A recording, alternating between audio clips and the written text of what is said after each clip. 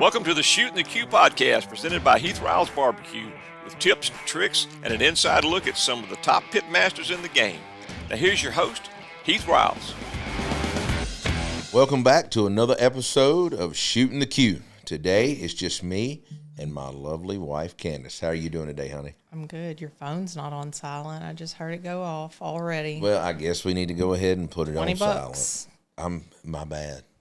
That was another meeting I was supposed to be on, actually, but they'll be okay. They can handle it. That's what I'm going to say next time. That's right. So are you still a little wore out like I am? I'm a little dragging this morning, I ain't going to lie to you.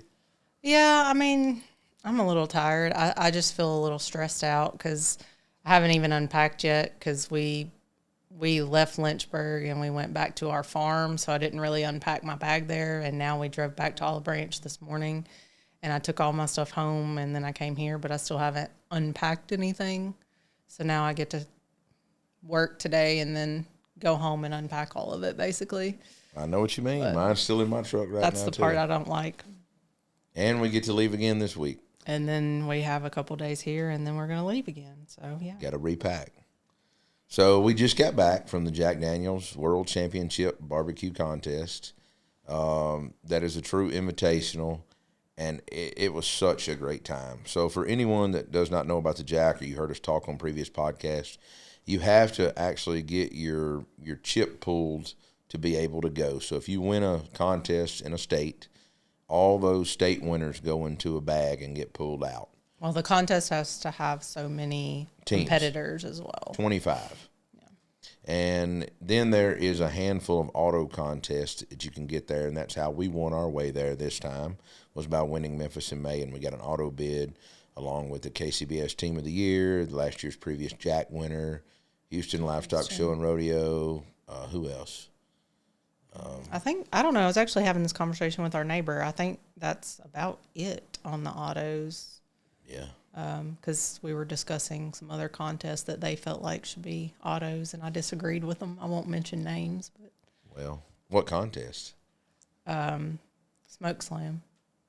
Yeah, that's not a... I said I wasn't going to mention names. I meant the name of the contest I wasn't going to mention. Well, I mean, I'll just say this. And one of them, so it was our neighbor and a visitor with that, just sitting there talking. And our actual neighbor agreed with me that it should not be a qualifier. But the other visitor he had at the time brought it up and said that he thought it should be. And it's a brand new contest, so what makes it... And that's exactly what I said, and the neighbor agreed with me that it has not done its time to be that yet. No. Anybody can give away a lot of money. That's not what it's about. No, I know. At the end of the day. Yeah, we had that conversation for about 20 minutes next door. You weren't over there. That could be a whole nother podcast. Yeah. About made me turn. Well, I said I wasn't going to mention names. That's why I was like, let's not go there. But well, it happens. It happens. But we left on Wednesday, headed to the Jack. We did not get to leave till about lunch. We arrived to drop our trailer in Lynchburg about 4:30, 5 o'clock. Yeah, and they did it different since we have cooked there, which it's been a long time. But you kind of have to go register or pick up your paperwork, I guess, or whatever. I don't know what we did really. Had to go over to the trailer, and then you just had to wait in a parking lot until they told you it was your turn to go load. And I get it because they're trying to prevent. Well, basically, instead of a free-for-all load-in where everybody just pulled up they're at trying one to be time, organized. They tried to carry 4 or 5 teams at a time over to the park, get them backed in, and get their trucks out of the way so other people just wouldn't create a big chaotic line. So I do get it, but I will say they moved the food vendors this year. Yes. They created a Champions Row where we were at, kind of like Houston and stuff. And I thought it was fantastic the way they done it this year. Yeah. I mean, the changes that they made was – we got asked about it near the end of the contest by Jason and several other guys, and I thought it just run smooth. Everything was great. It was well laid out. It was everyone had their old pavilion where they used to judge at. That's kind of where people hung out at and congregated and had shade and things like that where you normally didn't have it. I mean – speaking of shade, I mean, the weather was nice. It was never overly hot. I mean, if you had like a sweatshirt on, you might get warm when the sun finally came out around, 10 or later in the day. But I mean, you did need a sweatshirt in the morning, but then it was warm, but it wasn't hot. And then it got chilly back at night where you wanted that sweatshirt. Tried to For tell sure. you. Yeah, I got a little chilly at awards for sure. Wednesday when we first got there, after we dropped our trailer, we just kind of chilled and we kind of rushed to the house. Is what we did, the Airbnb we had rented. Right? Yeah, what did we... We cooked some burgers. I was like, what did we eat that night? I was trying to think. Yes, That's right. we had stopped burgers. at the store. Because it was just, at that point, it was just me and you, Kevin, and Mitchell. That's right. And Andy hung out with us. That's right. So we grilled up some good burgers that we picked up from Primo's before I left. Cooked those, and then we got up Thursday morning, kind of went straight and got barrel heads and things like that, and went over to the park and started trying to get it set up. Yeah. Basically, get plugged in and all that kind of stuff. And Thursday was just really just a fun day to hang out. And Ryan from Smoking Brothers brought you a new custom barrel, basically. Gateway drum. Did. I'm sorry. Gateway drum. I don't know why I said barrel. He Talking about wanted to barrel surprise heads. me because ever since he kind of took over Gateway, they've not done any custom drums. So any painted ones or nothing that's kind of been on hold, and I think they've been changing painters and stuff. Well, actually, one of the teams that we sponsor, or gentleman that we sponsor, up in Missouri has a custom classic car shop. And so he's going to be painting the drums now, and it's Diebold's Body Shop. And he done an incredible job, and just 10 minutes ago before you got here, he actually uploaded a video of making that drum and painted it on YouTube. No, somebody sent me that video yesterday. Oh, really? I haven't watched it in full yet, but someone sent me that. Yeah, it might have been Mitchell. It was pretty cool. I just Can't watched remember. it. I just watched it. I need to watch it. I have the link. I just haven't watched it But yet. for anyone that didn't see it, we made a post, and it is a custom Jack Daniels Heath Riles drum that he made for me just for getting the auto for the Jack. And I was wanting to cook in it, but truthfully, I can't. It's going in the living room. Oh, my God. It's going, well, not in our house. It's going at the farm where we film at and do things like that. It is an incredible piece of artwork. And It is. with us winning first place barbecue sauce at the Jack, that is the only call that we got. I mean, it's going to go right above it or right below it somewhere, wherever I hang that on the wall. I think that'll be a neat piece in the house, which would be really, really cool. End up with little handprints on it, I'm sure. I'm sure. To wipe it off. No doubt. But Ryan also dropped off a Smoking Brothers pellet grill for us to use that we cooked on at the contest. So I want to thank him for that. Yeah. It run flawlessly. Yep. And then that was really it. I mean, Thursday we Thursday didn't we have just a lot kind to of do, hung out. and then we went back to the house, and that's when we kind of cooked the big dinner because everybody was in town by that point, and That's right. Ryan wasn't staying with us, but we invited him to join us for dinner at the house too. And we cooked some lard-injected pork chops. Also from Primo's. Also from Primo's Meat Market in Hernando. And for anybody that hadn't had the lard-injected pork chops, I know Tennessee Craft Butcher has them. I know Freeman's Meat Company in Ripley, Mississippi has them. And I know there's tons of others. They're from Creekstone Farms. And most people are cutting them in double bone portions or French rack. But I can tell y'all, if y'all can find these lard-injected pork chops from Creekstone Farms at any local meat market or anybody that deals with Creekstone beef, get them to order you some, try them. You will not regret it at all. I mean, everybody raves about them.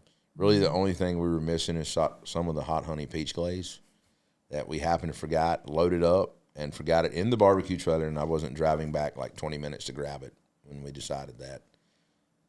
Well, then you didn't need it that bad. No, but it was good. And then France brought some dove breast with him. He had harvested some doves during dove season, and he took and cleaned them and everything, and we made some dove poppers. I didn't wrapped eat in one, bacon but with jalapeno and cream cheese, and some of them had banana peppers and I heard him say that. cream cheese and all that. They were really good. I had some of those too. Really good. Yeah, but it kind of became a joke all weekend about the hot honey peach glaze missing because we had Grace from the office bring it because we had forgotten it, and she came a day after us. And then even though we remembered to tell her to bring it, we still never got to use it for its purpose, basically. He got put in the trailer instead of bringing it to the house. We were going to cook those chops with it. But it's fine. Well, talking about other food, France is the one that was in charge of the dessert category. Yep. And we knew that we were going to do cheesecake, and he had cooked 13 cheesecakes up to the point of the Jack. And then he did make one more. So he ended up making a total of 14. But apparently it was not good enough. No, it didn't get a 180. It scored like a 177 and did it? I never saw where it. I haven't seen our scores. But anywhere else it would have. It would have. Oh, it was great. 21 or 20. How many 180s was it? They told, and a I don't record remember. amount. It was. Scores. I mean, it's always that way there. I feel like because people go all out for dessert. It was crazy. But yeah, he had brought cheesecake for us to try. So that night after dinner at the house, we got to try basically what he was going to turn in, and it was wonderful. That's right. It was a Jack Daniel's infused praline pecans in the cheesecake and a foam cream. No, they were over the cheesecake. It was over it, but it was in a cream as well. But it was just, and it had maple honey bacon on it as well. He used some of the maple honey glaze and black pepper on some thick cut bacon, roasted that. It was just insanely good piece of cheesecake. Even the crust. Yes. You could taste vanilla in it. No doubt. And, I mean, it was really, really good. So what we didn't mention, the full team that hung out with us would have been Trey Adcock, Mitchell Bedwell, France Berger, Aaron and Robert Bruce, Kevin LaRock, and Grace for our social media. Mm-hmm. And we had a great time. We had a big house rented up on Tim Ford Lake, and you can look it up. It's called Whiskey Cove, right? Yep. For anybody that wants to rent that Airbnb. We've stayed there before. Heath and I have. Stayed there a couple times, right? Mm-hmm. And this is probably the most well-stocked Airbnb I've ever seen in my life. Would you agree to that? Everything's labeled. There's so many kitchen items to use and gadgets and anything you wanted, it was there. I have to agree. We've stayed at several Airbnbs the way that we don't travel as much as we used to, but even, we try to do that instead of hotel when we can. And I have to agree, it's definitely probably the most well-stocked in everything. Yes. I mean. Everything. And the view is incredible. Oh, for sure. View's incredible. And the fishing's good, too. Well, I didn't get to do that, but. A little bit. So after Thursday and dinner, we kind of moved on to Friday, and that's when you started doing prep, basically, trying to get the meat ready, trying to get it injected, brined, all of the things that you did. So you want to tell us about that? Once we finally got meat inspection, which that's was true. about That took 1 a little o'clock, bit. we had reservations at Mary Bobo's restaurant, and a lot of people may not know about Mary Bobo's. Miss Mary Bobo's, which is a family-style lunch and dinner place. Everything comes breakfast in. Also. Breakfast. I don't know about dinner, but I know it's breakfast and lunch. It used to be a boarding house at one time. And a long time ago. The food was incredible. We had meatloaf.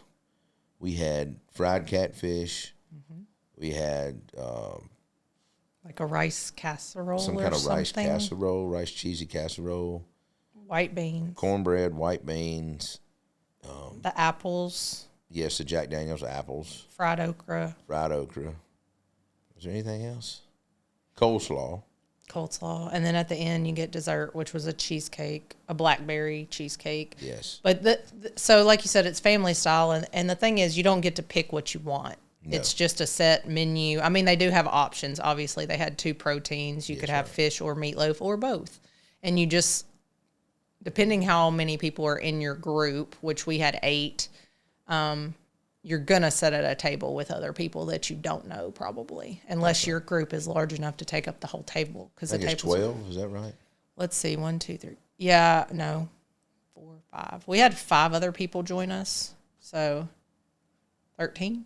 13 people. And then the host, you have a host of the table. So I guess it'd be 14 total. Our host was Mr. Jim. He was a 92-year-old man, which I would have never guessed he was 92 until he told us that. He was very just on it. Well, and he was in the Navy. Yes, he was in the Navy.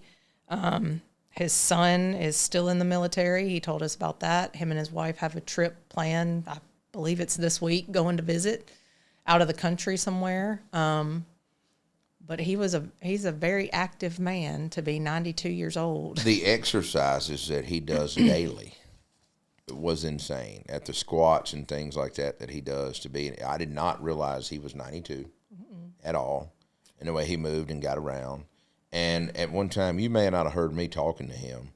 He was on a Navy ship, and he done all the ordering for all the food, and he had to order enough food to feed the subs that would come up out there beside them to replenish them before they went back down underwater. And so I was asking him about all that and how to do it, and he told me all that, and he said, to bring up company morale one time, he said, I kind of had my boss had trusted me enough that he let me sign a signature of his name off on all these loads. And the watermelon story, where he got enough watermelons to feed 850 people on the boat. And that when all this come aboard the ship and all that and the way it happened, the general wanted to know who done all that and who approved it, and they thought it was going to be a lot of trouble. But the ship's morale was up so much because all the guys got that kind of fresh fruit that he actually got commended for it and got to have dinner with the general on the ship and all that. I didn't hear that. That's pretty neat. It was a really cool story how he told it, but really, really, really cool. He knew his stuff for sure.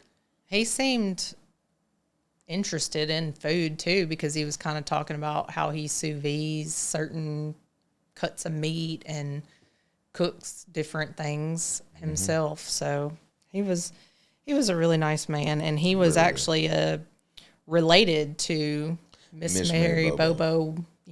I forget exactly. He did tell us, but I do not remember. But He told a lot of interesting stories, and that's the thing about Miss Mary Bobo's. When you go to lunch there, you have a hostess that sits and eats with you. And his wife works there as well. And that's right. His wife works there, too.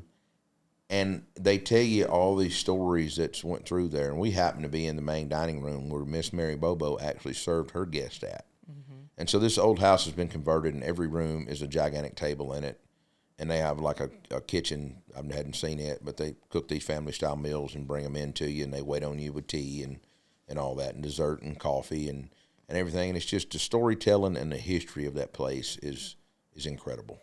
Yeah, it's really neat. And that's the first time that I remember eating there and it not being Thanksgiving themed. I agree. I don't mind. I love Thanksgiving food. I just remember in the past it's been like turkey, ham, and dressing and that kind of stuff. I feel like when we've always eaten there, but this time it wasn't. So it was neat to get to try something different. I thought all the food was really, really It good. was great. The rice casserole was a bit spicy to me, and I wasn't expecting it, to be honest. But, it was good. The little bitty cornbread muffins. Oh, those were excellent. That had just come out of the baking They were tins. crispy, but not too crispy. And soft and buttery in the middle. They were just, I wish I had some right now with a big old bowl of them white beans. The white beans were good, too. So good. But after that, we got meat inspection when we got back, because we went to Mary Bobo's at like 11. Our reservation was at 11. Yeah. And we got back around and finally got meat inspection around 1 or a few minutes after 1. They were kind of late getting over there to us, which was fine. I was not in a huge hurry. But then we immediately went into injecting and brining chicken, injecting a brisket, injecting our CT collars, our pork butts, and all that, and just getting everything ready. We had all the cooker ready. Went ahead and kind of laid out some counter and got all our spices out, which we be using the next morning, and kind of just got everything put back in the coolers after we injected it and put it in brine until the next morning. And then, of course, at 4:45, we kind of started walking up to be able to get on the bus to go to the party up on the hill, in which everybody knows that taking a trip up on Friday night up on the hill can be great, and it can also be a distraction for some people. I think some people lay out too deep in the alcohol up there. They give you an armband where you're not supposed to get 3 drinks, and all that works. But it's such a good time. Live music, food. We seen Chris Lilly and his 2 boys there. They were doing a demo for certified Angus beef. Had some really good little steak bites on Crestini's. I didn't try what they were cooking, but I did hear that it was really good. The spicy chimichurri. The food that they served up there this year was Italian, which was a little different than normal too. And it was good. Really good. It had like an Italian salad that had all kinds of stuff in it. I thought it had a really good flavor. They had spaghetti with meatballs and then like chicken Alfredo. A chicken Alfredo, but it had spinach and some other vegetables in it. It was really good, and breadsticks and baked potato, which was a little off, but it was good. And I did not try dessert there, but they also had cheesecake and it had cherries on it. I noticed. I heard it was good, but I didn't try it. Well, one of the main things that I think skipped over was the bus ride up to the top of the hill. Yes. If you should choose your bus wisely. Yes. We were on a bus with Luke Darnell. From Old Virginia Smoke. Darren and Sherry Worth. Brad Leininger. Jeff. Was Jeff on that bus? Yes, Jeff was on it. Derek from Chicken and Grinning. Chris Shaper from Heavy Smoke. I know I'm leaving off a ton of people here, but this bus was loaded up with A-plus cooks. And Luke stood up. He was setting up front and kind of give a little speech. Bus tour. A bus tour going up the hill. Whatever he called called it. And kind of told off about everybody on the bus. And it was a really, really good deal. And he actually talked about me and how did he word it? What did he say? Something about if I hear it again, I'm going to scream, or I don't remember what it was, how many people had said they watch our videos or something. And he had been around for I don't know how many people to walk by and hear that. And he was like, how many more people is going to walk by and say they watch his videos? I don't know. It was just kind of funny. It was an entertaining ride, amusing. Two of the best cooks in the country was on that bus would have been Darren and Brad. And, there's a huge debate going around about who the go-to barbecue is. He had us vote. And it's kind of like Jordan versus LeBron. I don't even want to classify that because Brad's better than LeBron. But that would be a hard one to call. I'm not going to call it myself. Both are incredible cooks, and both are not done cooking. So, in my opinion, you really can't justify that yet. Yeah. That's just my opinion. It was just for entertainment purposes. It was just for entertainment purposes, but it was such a fun time.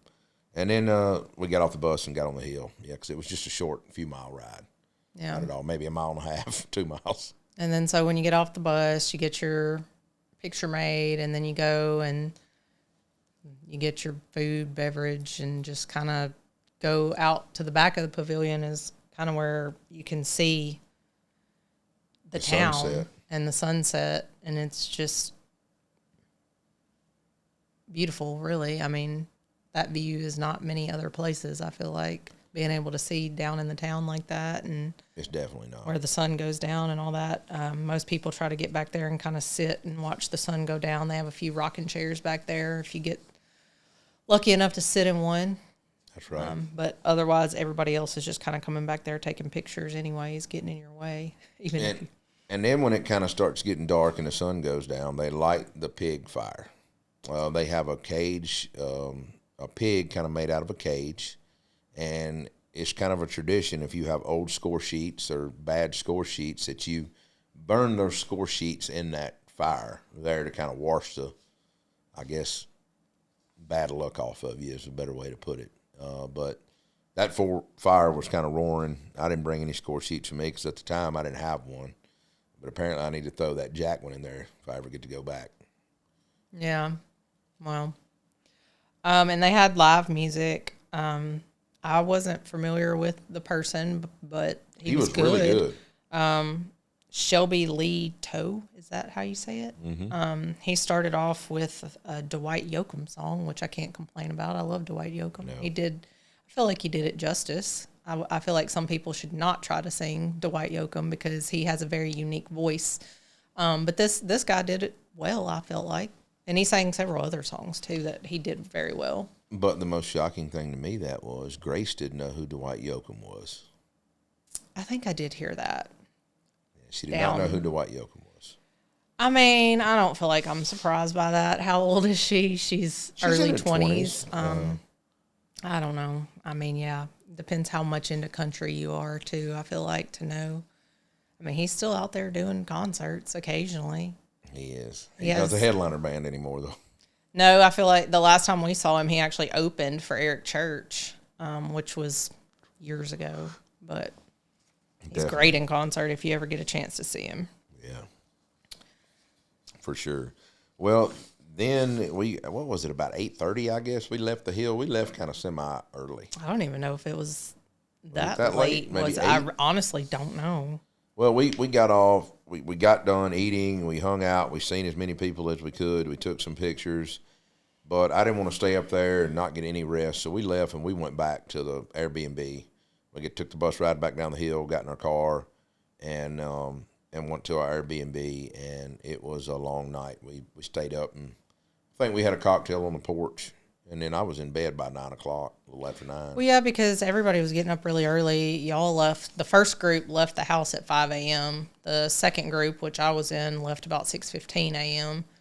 And then there was one other that came around 7:15, I think. So, yeah. Just because there was, I mean, at a KCBS, you don't need 8 people there to start the contest, I feel like. But Trey brought y'all, well, I say y'all, all of us, Reese's Donuts from Project Donuts that I only took one bite of it, but the donuts from this place were huge. Like even just a basic glazed donut, it was like this thick, just a regular donut. And then it had peanut butter swirled and then half of a Reese's cup. I did take a bite of Aaron's, but there was no way I could have eaten one of those, I know. But Aaron did.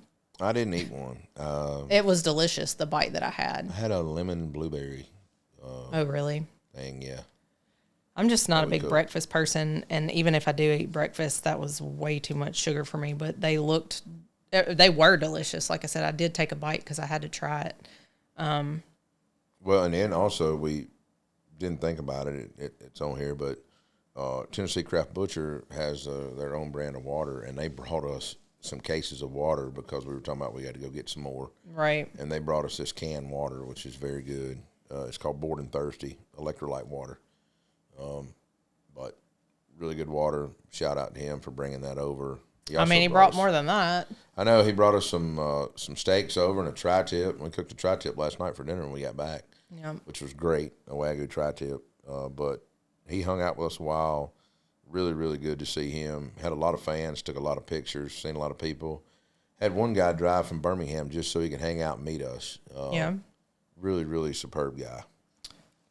So kind of to start off that morning, nothing had been turned in yet. We were all kind of sitting there, and we had a bottle of Weller, Green Label Weller, and it was somebody's bright idea for us all to take a shot of that.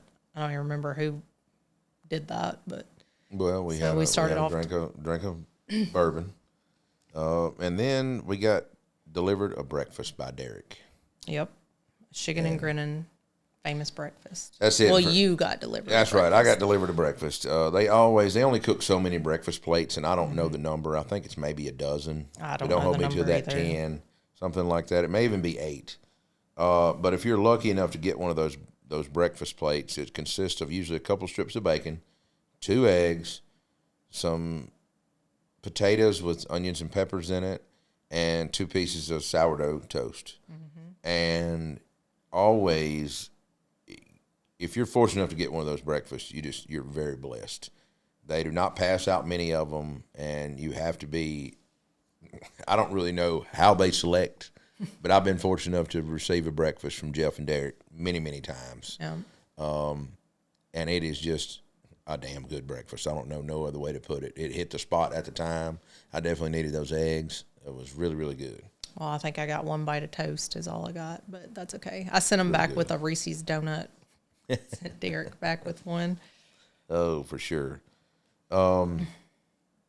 It was, I don't know, just a good time Saturday. And then the chaos erupted of turn-in boxes. Yeah.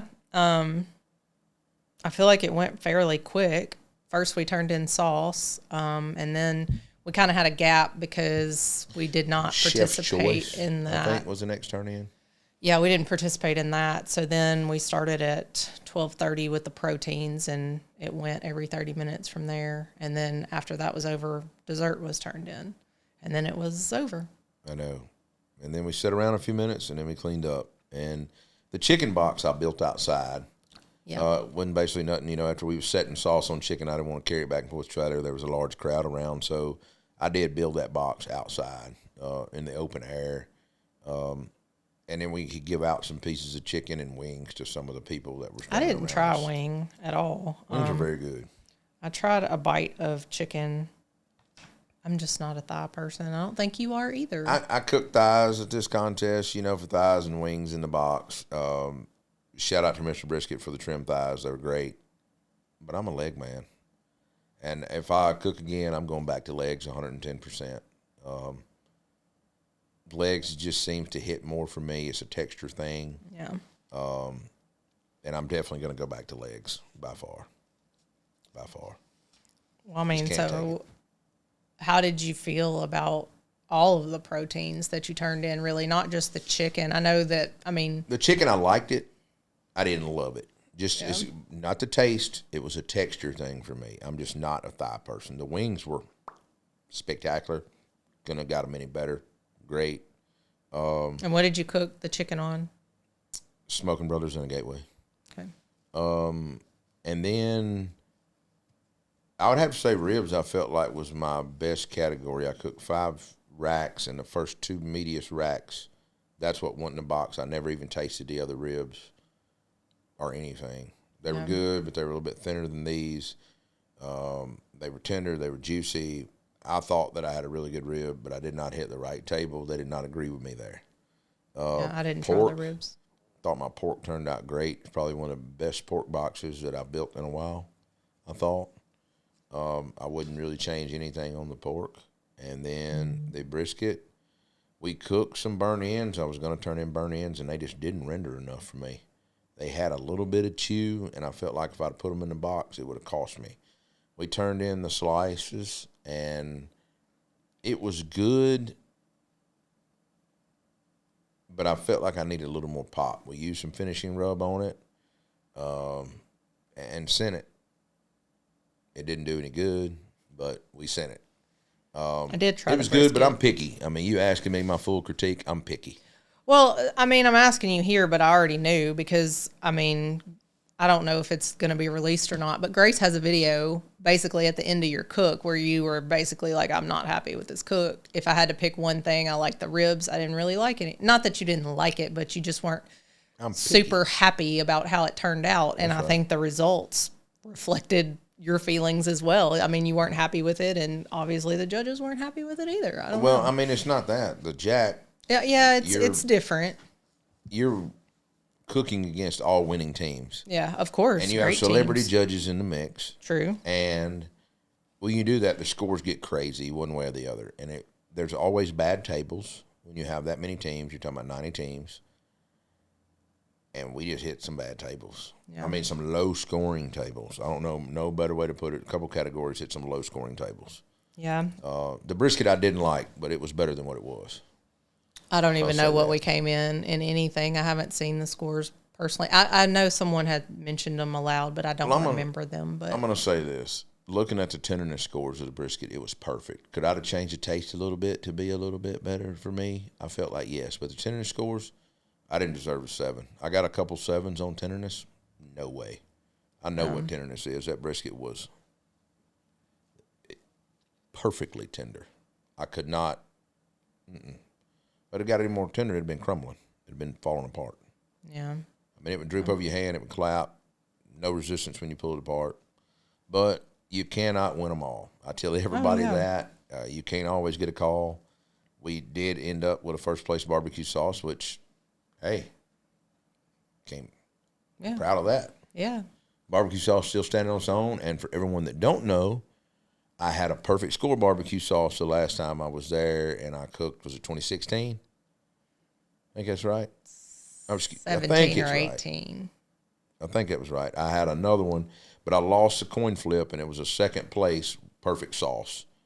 And so now to get another first place sauce and get the first place, I'm more proud of that than I probably am anything, just as winning it. Yeah. At least I know my sauce is still on point. They just didn't like it on your product. They just didn't like it on the product I hit, I guess. For sure. But it was a good time. And the first place sauce won us a bottle of Jack Daniels, a Ranger Turtle Box, a blue ribbon, a barrelhead, and a couple $1,000s.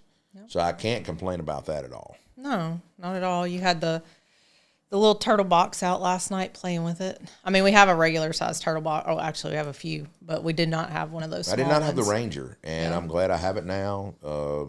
Really cool little device. Really like it. But it was a good time. And walking, I guess it was walking to awards and around. There were people handing out little baby Jesus. Well, I think it was one person. There was 4 or 5 people. Was it? So it's like a little plastic baby Jesus that they were giving people, and I think pretty much everybody got one except for Erin. And it was kind of funny because she had missed out on several things the whole weekend. It was just her luck. She didn't get a baby Jesus. The whole team went to turn in dessert. Apparently she didn't know about it. She didn't go. She got left behind. She wasn't in the team picture because she was on a separate bus. She wasn't there for the shot of Weller. So I think she kind of felt singled out, but must have been that sopapilla. as a sopapilla back from South Haven, I guess. I don't really know, but Memphis in May.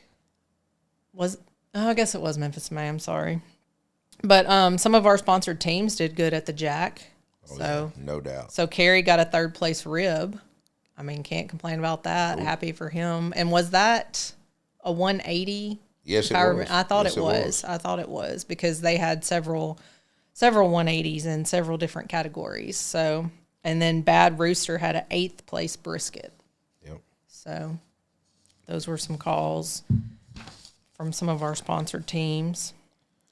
But it was definitely a good time up there. Just seeing everybody and being back out there and engaging with the fans and seeing the older barbecue family that. Yeah. I mean, when I went from cooking 30, 40 contests a year, really 25 to 40, depending on what year it was. When you go from doing it like that to only 2 or 3 a year now that we do, it's different. It's I don't know. I do miss it. I'm not going to sit here in this chair and tell you that I don't, just because I have a competitive nature, and I would like to just see how much I really could win. Because I see my friends out here every week still cooking week to week to week, and I don't know. Sometimes I think I'd like to still be out there with them. Then I grasp back into reality that I got other stuff I got to do. Yeah, I think it's just different now for us. I mean, we enjoyed it. We still enjoy it when we get to do it, but also we have a business to run now that has taken us on a path I don't think we ever expected, and we're very fortunate. So, and a wild 3-year-old. And a wild 3-year-old that doesn't, I don't think everybody asked where she was. And maybe it's my fault. I just don't think she's ready for certain contests yet, because then when she's there, I have to devote my full attention to her. And I don't feel like then I can't devote any attention or time to helping with the contest. So I kind of have to make the decision of what can she come to and what can she not. That's right. So we are going to be taking her coming up to Royal Oak. So we'll see how that goes. That's right. This week we're headed over to the Royal Oak Invitational. So she's going to get to meet some people who have been asking about her for a long time. That's right. It should be a good time over in Roswell, Georgia. Royal Oak always rolls out the red carpet for all the teams coming in. And this year I'm actually cooking ribs at that event. Me and Megan Day and Ferg from Fergalicious and Deuce Raymond is going to be cooking the KCBS contest. We're all taking a category apiece. So I'm kind of looking forward to that. It should be a good time. Yeah. And do y'all have a team name that you're going by or no? You haven't really decided. Yes, we do have a team name. You don't know what it is, do you? Yes, it's a crazy name, and I don't remember it. It's something about... You don't remember? I don't remember, but it's a good one. Okay. Well, we'll have to talk about that later, I guess. So, you really don't remember? I think it's Ferg Fingers, Heath Deuces or something. I don't know. It's some crazy name. That's what I'm trying to tell you. I don't remember the full name. I don't remember the full name they come up to and agreed to. I don't remember. So we saw Megan this weekend. Trying to think who else was. Megan was there judging. Dano was there judging. I know. Dano hung out with us a good bit. I saw that Susie was there judging, but I never saw her. I don't know if you did. I seen Todd, her husband. You saw He Todd. come by and talk to us. Dr. Barbecue was there. He came and spoke to us. Pat Burke. Mr. Pat Burke was there. You got a picture with him. He came and talked to you. I mean, there were tons of people there, and probably tons of people that we didn't even get to see. I just on social media saw several people that I didn't even see in person. But that's just Bentley how it Barbecue and his wife were there. Big Case Q and his wife was there. Cooking with Babe. Who else? Chuck was there, but Chuck. I never seen Chuck. Yeah, I think Grace saw on social media that he was there, but I never saw Chuck either. I don't know. There were. I mean, you never know who you're going to see there. I guess. You don't never know. I'm trying to think of who else, but it's just a collaboration of lots of barbecue people and some non-barbecue people that have earned their way there. So it's that's one thing about the Jack. You never know who's going to be there. You never know who's going to be judging. You never know who's going to be cooking. Hardly. Then there's international teams, and that's another thing we didn't talk about. International teams got a lot of calls. They did. They got a lot of calls this year. From the cocktail, winning cocktails, to didn't the international team win dessert? Maybe. I think so. We should have done our. I should have paid better attention. No, they did get several calls, even in the proteins. They had some top calls. A lot of the international teams did. Well, we had international teams from Puerto Rico and where else? Somewhere else come see me and got products. I don't remember now. I don't know. I briefly walked by that section where they were, and I did not go within that section, but just from the distance, I could see, like Italy and Denmark and Germany. I saw the signs for those. I know there was way more than that there. Those were the ones I could see from the road. Lord knows my eyes are not good, and my contacts ripped the first day we were there. So, well, it happens. So. But other than that, how would you recap the weekend that we had? From Wednesday to Sunday, I thought it was a great time with friends. It's not always about winning or losing. I had a fantastic time seeing everybody, eating really good food at the house, the camaraderie everybody had, drinks and cocktails, the laughter.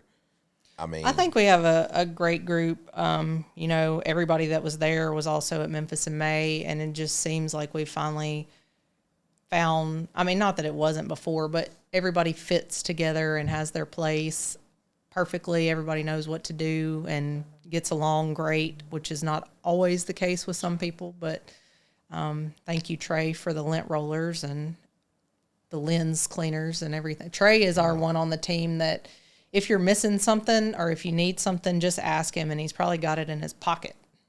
That's right. MacGyver. It's Between kind of him been and Robert. True. But no, I think I agree with you overall. I couldn't have had a better time. I could have if we would have won, but again, it's not always about winning, and in a contest like the Jack, you just never know. And I believe it was King's Barbecue who walked away with Grand Champion. Congratulations to them, and to our knowledge, it come out this morning. I don't know if you know this. This would be the first Florida team that's ever won the Jack Daniels. I did see that on social media. Someone said that, but I didn't research it to know. I'm sure they wouldn't have said it for no reason. Congrats again to King's Barbecue for winning that. I know they're a nationally ranked team right now in KCBS. I think somebody said they were ranked 17th yesterday. I don't know. Currently, but they have a catering business in Florida. I know they're friends with Clay.